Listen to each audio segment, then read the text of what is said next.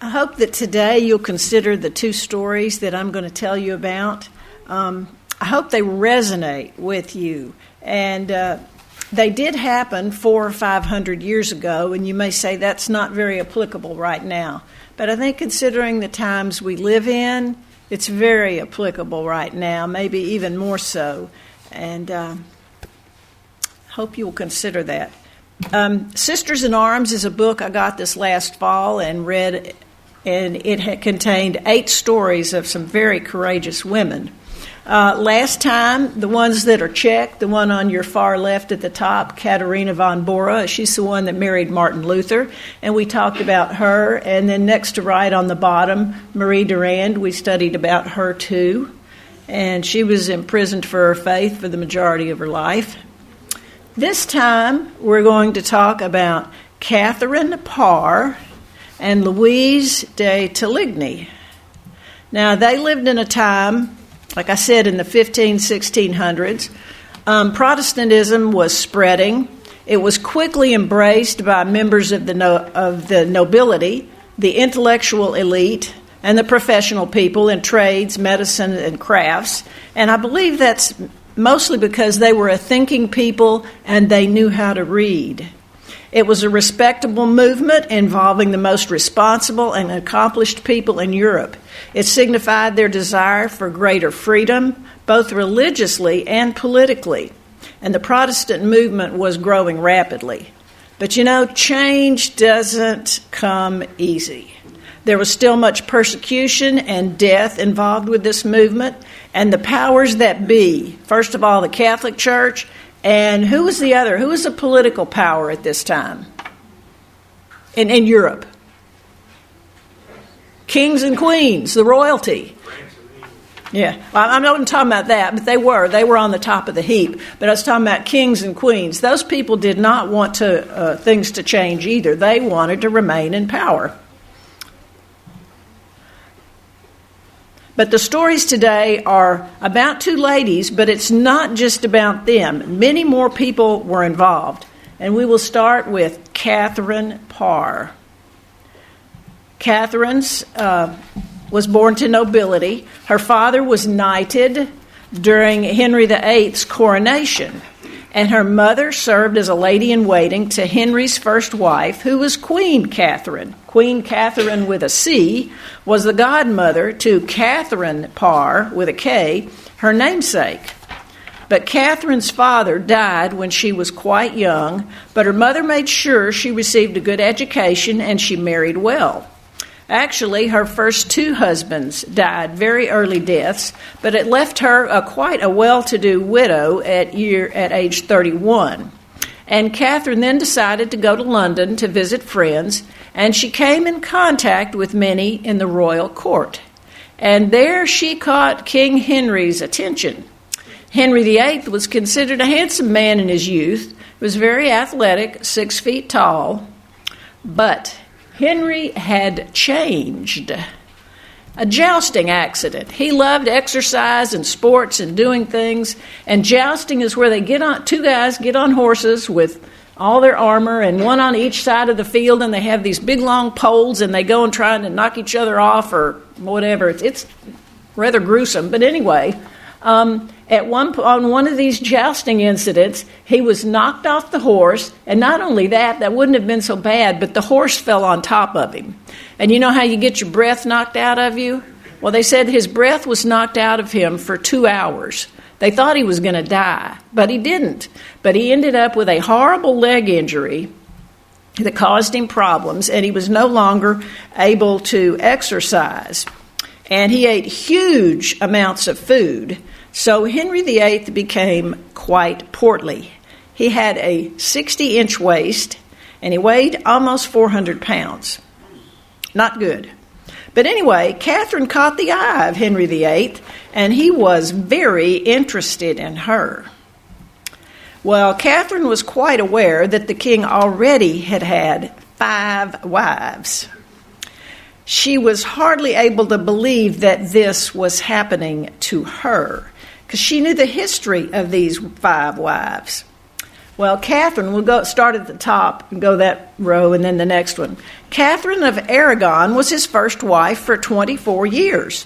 They had a son, but he only lived for 4 months. Their daughter Mary was born, but Catherine was unable to produce a male heir to the throne, which is what Henry wanted, although she had several miscarriages. So he banished her. His second marriage was to Anne Boleyn. That lasted 3.5 years. It produced another child, a daughter, Elizabeth, and then she was beheaded. Jane Seymour was the third marriage. It lasted 1.5 years. It did produce a son, Edward, and Jane died shortly after from childbirth complications. Now then, his wife number 4 was Anne of Cleves, and that marriage was annulled after 6 months because Henry said it was never consummated. And after that, he referred to her as his sister. Wife number 5 was Catherine Howard. She was only 16 when they got married. He was in his upper 40s. During their 18-month marriage, she had an affair with one of his courtiers, so he had her beheaded. With all that to think about, Catherine was naturally very reluctant to marry Henry, knowing all that had happened to his former wives. But she was also aware that refusing him could have serious consequences for herself and her family. In her own words, "I have caught the attention of the wife killer, and now I am trapped like a mouse. When he asks me to marry him, I cannot speak. I stand there staring at him until I feel my sister's elbow digging sharply into my side. I finally dip into a low curtsy.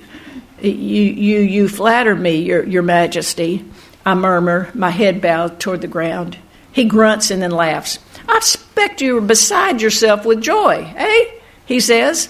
I feel my cheeks grow hot, and I keep my head low, praying he will indeed think I am beside myself with joy and not realize I'm actually beside myself with dread. "Rise, Lady Latimer," he says. I slowly rise, my hands clasped nervously in front of him. "You need not answer my suit today." He waves a large, heavy hand in front of him, airily, as I suppress the urge to shudder. He's a large man, tall and broad, and I cannot help but think of his big hand squeezing my slender neck. To say that I'm afraid of him would be an understatement. He is imposing in every way, not only in size, but also in presence. And there's something about him that's menacing. His face is large and round, his double chin puffed out a little, making his lips look thin and small. His eyes are beady, darting around his jeweled cap, taking my measure as though I were a piece of meat at the butcher's. Of all the women he could have cast his eyes on, it is I who now face the peril of becoming his 6th wife. For I know as surely as the sun rises in the east, I cannot refuse him. No one refuses this king. I do not think anyone has refused him anything since he was a child. When Henry wants something, he gets it, even if he has to wade through blood to secure it. I managed to mumble some sort of promise about giving him my answer before long, and then I leave the room as quickly as decorum will permit. Her sister and brother not only encouraged her to marry Henry, they tell her it's something she must do.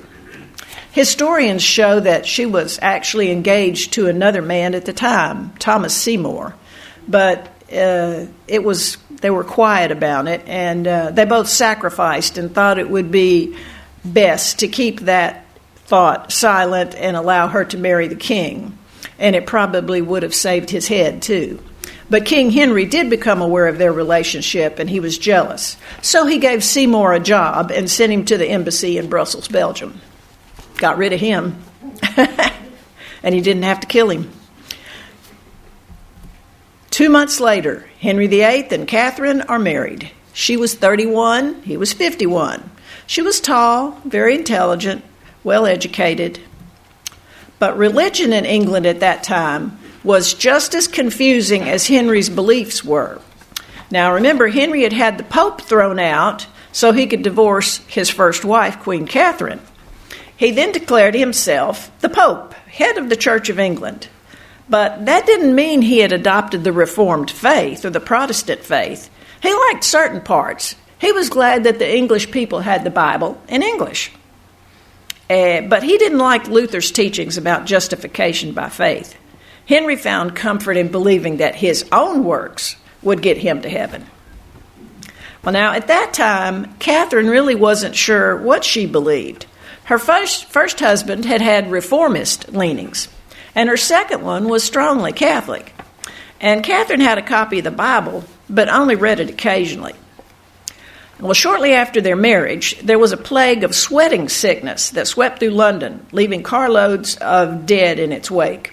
Since Henry was terrified of any disease, he decided they should take a long, extended honeymoon, which lasted 6 months. During that time, she found he wasn't as fearful as she thought him to be, and she said her affection for him grew, but she never did fall in love with him. Catherine felt the best part of being Queen of England was her role as stepmother to the children. Now, the thing was, I thought it was interesting. This was the only picture I could find of Henry and the 3 children. The other person is a servant. Was the fact that when she married him, Mary was 27 years old. She was only 4 years younger than Catherine. But Edward and Elizabeth were still young, and she enjoyed making sure she had a part in seeing that they had a Protestant education.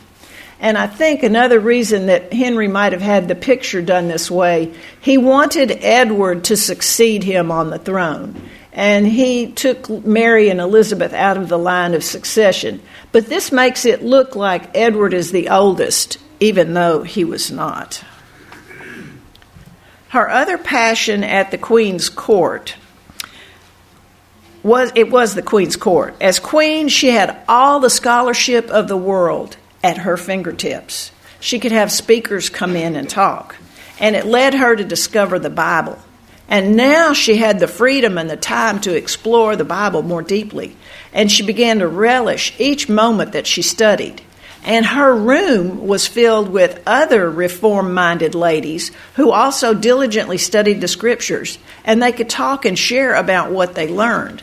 They were safe in this little area. And they listened to many well-known Protestant leaders and thinkers. One of the speakers they heard was a lady named Anne Askew. She was an English poet, a writer, and an Anabaptist preacher. They heard her several times and were so impressed with her abilities. She set the ladies ablaze with her scripture knowledge. She could answer any Bible question they asked.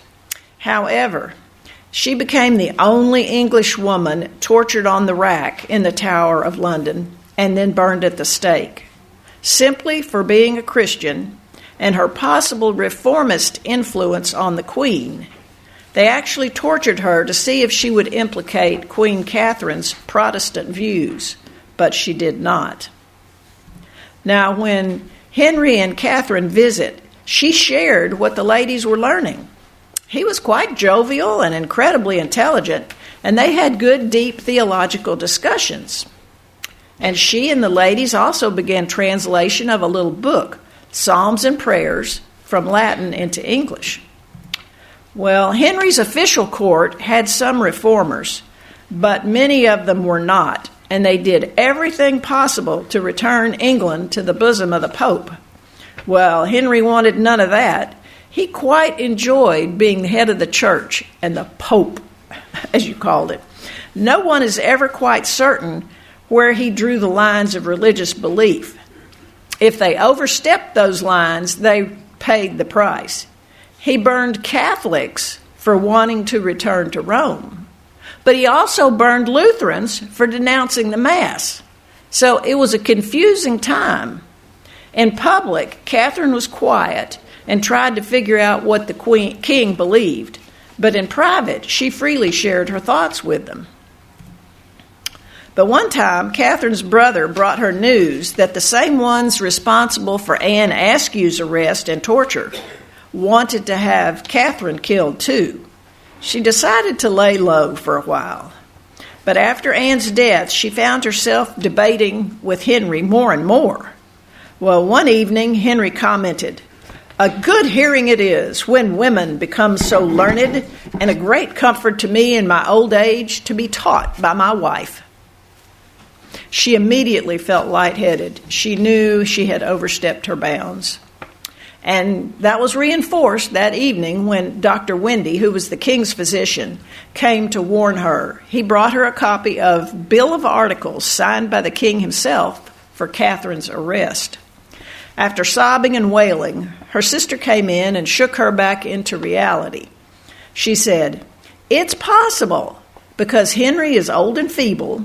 He already has a male heir to the throne, and because he's fond of you, he may still listen to you." So after much prayer, a sleepless night, and a decision of what she was willing to die for, she had a plan. Much of the next day was spent in prayer and Bible reading. That evening, she carefully dressed and went to the king's room, as usual. He launched into a lively Bible topic, and then he asked, "What think you, my dear Kate?" Her response, "Since God has appointed such a natural difference between man and woman, and your majesty is so excellent in gifts of wisdom, and I, a silly woman, so much inferior in all respects of nature to you, how come your majesty comes to me to inquire my judgment in such causes of religion?" And she held her breath. "Not so," he snaps. "You're as learned as any doctor, Kate, qualified to instruct us and not be directed by us."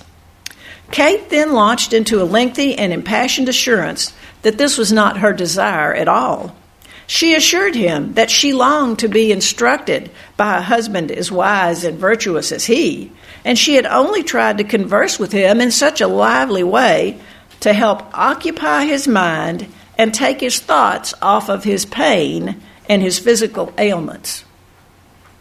Henry was pleased. He exclaimed, "Is it even so, sweetheart, my dear Kate? Your arguments were to distract me from my pain? Then perfect friends we shall be." And just like that, all was forgotten. Catherine thought, as long as Henry is told we will not cross him, he's happy and everything is fine. Well, it wasn't too long after that incident, which was 3.5 years into their marriage, Henry died. And Catherine sat at the ceremony and marveled. "Of all his wives, it is I who have survived. I've not been the most outspoken, the most courageous, or even the most foolish. Yet I have survived. And now what will I do? I have so many things I want to accomplish. Perhaps the most significant thing I can do is to finally publish my books that I have kept hidden for fear of the king." Well, with Henry's death, a new day dawned for England. Prince Edward, his son, a reformist, remember he had been raised Protestant, she'd done her job, he was crowned prince at the age of 9. Her influence, of course he had other people actually ruling, but he was there. Her influence over this young boy had turned his heart to the scriptures and to reform. But soon after Henry's death, she got back with Sir Thomas Seymour, the one she was previously engaged to, and married. And 1.5 years later, she gave birth to her first and only child, Mary Seymour. And then she died a couple of days later from childbirth. Her translated and original works, though, helped to spread the truths she embraced through England and other parts of Europe. This is evident in her book from 1547 called Lamentations of a Sinner, in which she makes the argument for the then radical doctrine of salvation based on faith alone. That was a novel concept, because back then everybody thought you had to work your way to heaven. Now, her care in educating Prince Edward and Princess Elizabeth in the Reformed faith changed the religious direction of a nation. She definitely had an impact on England, Europe, and the world, because Edward reigned for 6 years, from 9 to 15, and then Mary, their older sister, who was Bloody Mary, reigned for a few years, and then she died. But then Queen Elizabeth I That was the Elizabeth. She reigned for 44 years. So you take that 6 and 44 and you come up with 50. That is a half century of a Protestant impact on England, and it changed it. So many people think being a mom isn't important. It's very important. And she wasn't their physical mom, but her influence on the lives of those two impacted the world. Okay, our next person was Louise Coligny, and her story is larger too, much more than just about her. She was nobility and born into wealth, as you can see. That's not a bad-looking house for right now. I mean, that's huge. But back then in 1555, it was really something. Her mom was Charlotte de Laval, and her dad's name was Gaspard de Coligny. He was son of one of the great noble houses in the kingdom, and he was also an admiral in France. And before Louise was 2 years old, her father was imprisoned after a battle. Now, during this imprisonment, he was able to get a copy of the Bible and John Calvin's writings, and he accepted the Reformed faith, or the Protestant faith. Now, before that, everybody in the family, most everybody in Europe was Roman Catholic. That's all there was. But he became what was called a Huguenot. That's the French term for the Calvinist Protestant reformers. And once that happened, their home changed. She said, the chapel was stripped bare. The saints' pictures were removed. The great crucifix was taken down. And the monstrance was disposed of. And I thought, what is a monstrance? I never heard of that before, but I didn't grow up Catholic. If you did, you might know what it is. It's the round one in the middle, and they say that the host, which is the bread, the communion bread, only they call it Eucharistic, they believe that actually once the priest prays for the bread, it actually is Jesus. Anyway, and they put it in the hole in the middle there. And I thought, and I looked up several of these on the internet. You can buy these things now. I guess if you're Catholic and you have church, you can buy them. And some of them have crosses on them. Some don't even have crosses. But I noticed every single one of them had the rays of the sun right around the host. Now, it certainly appears to me like that's sun worship. Just saying. I'm not Catholic. I don't know. Instead of incense and candles, it smelled like fresh paint in their chapel. The altar was replaced with a table and a Bible on it. And instead of chapel bells and daily mass, they gathered morning and evening to read psalms and listen to a sermon. They prayed directly to God instead of the saints, and they never prayed again with beads in their fingers. Louise was grateful for this faith, but it did exact a heavy price on their family, not only hers, but being a Huguenot was a very big deal at that time. Another change came 3 years later. The Catholics and the Huguenots were at odds, and as admiral, her father was asked to lead the Huguenots. Louise heard her parents' muffled voices one night as she held her ear to their bedroom door. How can you rest comfortably in your bed when your Huguenot brothers lie butchered in a field? Her mother sobbed. We must do something. Then she heard her father's voice. Will you lay your hand on your heart and say that you are willing to bear the cost? Are you willing to lose everything? Our houses, our lands? Are you willing to watch your husband join the ranks of the dead and mutilated in the fields, and your sons to join those ranks? Have you counted the cost, Charlotte? After a long silence, I heard my mother's voice. I have, she said quietly. I am willing to lose my life and the life of those I love for Christ, Gaspard. If I were not, then I am not worthy of my calling. That night changed the course of their lives.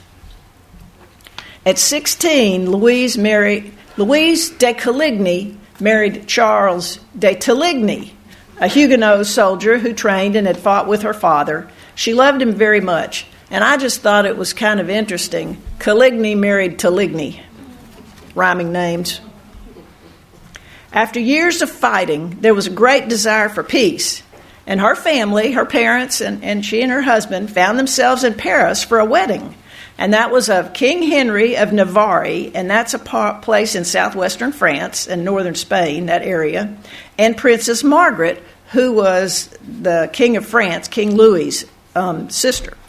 Well, he was a Huguenot, and she was Catholic. That's not a good idea, but anyway, the union between the two was designed to heal the rifts between Catholicism and Protestantism, and also to end the political conflicts between the two families. However, the wedding could not have come at a worse time for the country.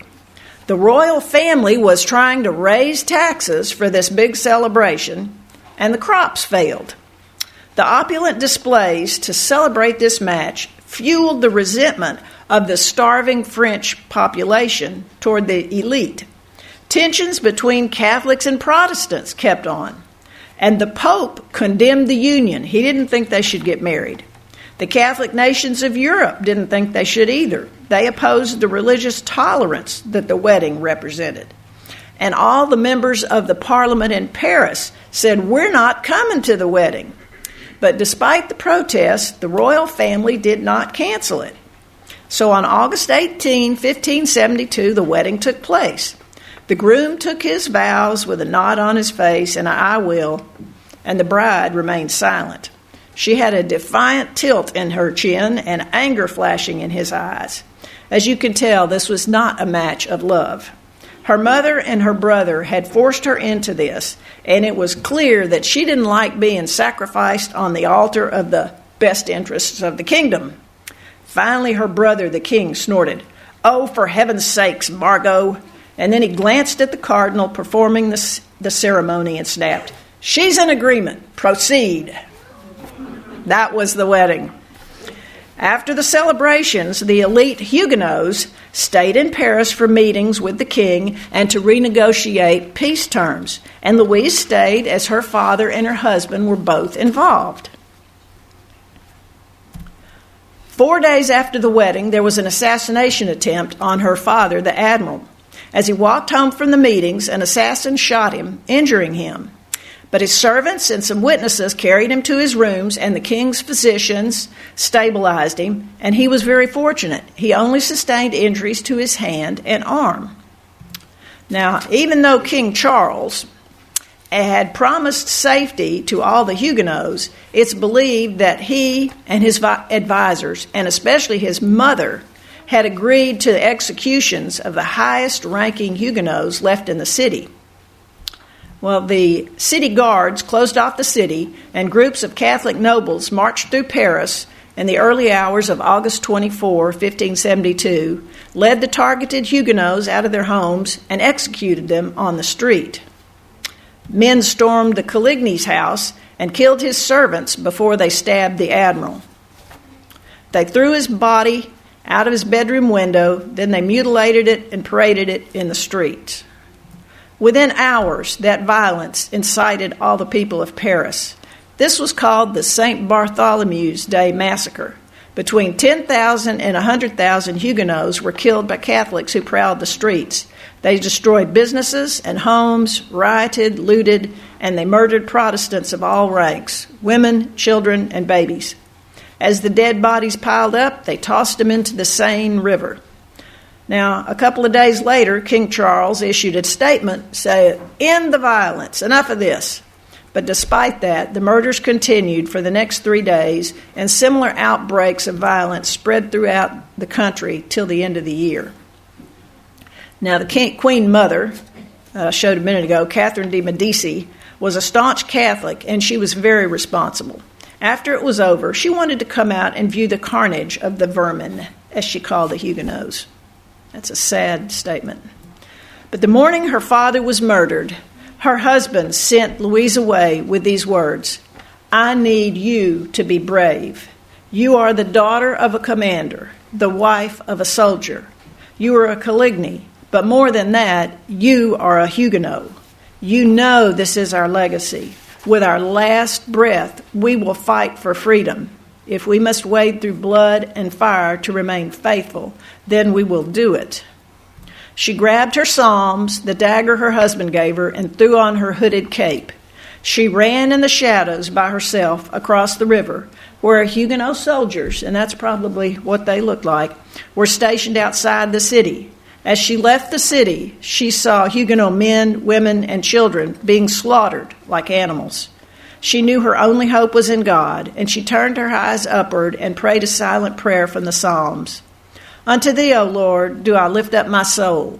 O my God, I trust in thee. Let me not be ashamed. Let not my enemies triumph over me. She and one of the Huguenot soldiers sent to protect her rode for 2 days and nights with no sleep before arriving in Bern, Switzerland. And from there, she met with her stepmother and her 2 brothers, and they traveled on to Basel, Switzerland, which was her cousin's home and safety. Reports of the massacre were beginning to trickle out. Throughout Europe, that massacre imprinted on Protestant minds the indelible conviction that Catholicism was a bloody and treacherous religion. The crown confiscated the family's assets, denounced them as heretics. Then they wrote and said they would give them back their land and welcome them home to France if they would simply renounce their faith. Their response: you can have our land, but our consciences will remain safe in the hands of God, where they belong. We will not acknowledge the Mass. We will not renounce the Bible. And above all, we will live and die free. It's basically the only way to live. Charles was murdered in the Louvre, and Louise received news of that a short time later. It was because he would not give up his Protestant faith. So there she is. She's 17 years old now. She had become a widow and an orphan almost all at once. But she and her stepmother, her brothers, and with each other for refuge and their faith, that was enough. Louise says, my losses turned me to Calvary. The 22nd Psalm echoes in my soul, and I know Jesus understands my heart. He has walked through the very valley I now traverse. I can place my feet in his footprints and know there is light at the end of this journey. God knows the pain of separation and loss, and I feel his hand in mine. So 11 years later, when she was 28, she remarried William the Silent. He was Prince of Orange. And I looked that up, and Orange is a portion of southern France. And William and others helped the Dutch people gain their freedom from Spain and become an independent state. So if you ever see people in Holland wearing orange, it goes back to this man and what he did. He was a champion of truth and freedom, a very strong Protestant. But a year and 3 months later, he was assassinated by a Catholic for bounty money. Their only child, a son named Frederick, was born 4 months later. She raised their son and William's 6 daughters from a previous marriage, and she was also guardian for most of William's 16 children. Louise lived to be 65. In her remaining years, she was active in politics because of her ties to many influential Protestant families and also the king. And I thought, why were many Protestants so influential? I think it's because they had we call it the Protestant work ethic and God's blessings. I think he shows mercy to thousands of them that love him. And they had embraced new light, even on pain of death. She was a strong proponent of the Dutch Reformation and contributed greatly to the growth of the Reformation in the Netherlands. Their family had counted the cost. They'd also paid the price. However, they knew there was light at the end of the journey. They knew about heaven. They knew the reward. Louise said, his everlasting arms are beneath me, that every scar on my soul is not foreign to him. He knows what it's like to lose those he loves. He knows what it's like to be separated from those dear to his heart. He knows my pain, and that is enough to brace me for whatever else may come. Bow your heads, please. Dear Heavenly Father, we just pray that you will help us each and every day to be strong for you, to lift up Jesus. And we need to remember that when we leave these doors, we're entering the mission field. We just pray that you'll give us your love and your blessings and your words for all that we meet. In Jesus' name, amen. Amen.